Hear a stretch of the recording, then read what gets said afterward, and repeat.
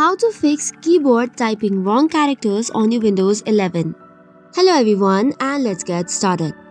So if you're facing this glitch whereby the keyboard types wrong characters on your Windows 11, the first thing you can do is turn off the filter keys.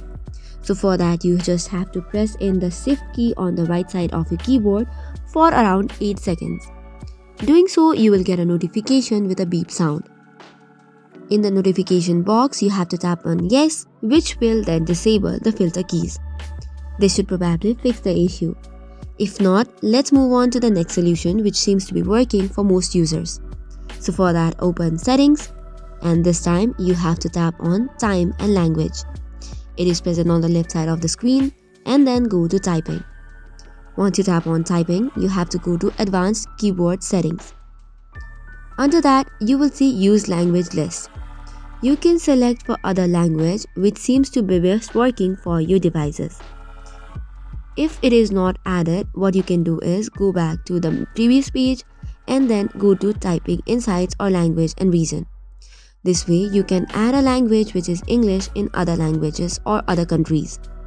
This should be working for you fine. However, if this does not work, let's move on to the next solution.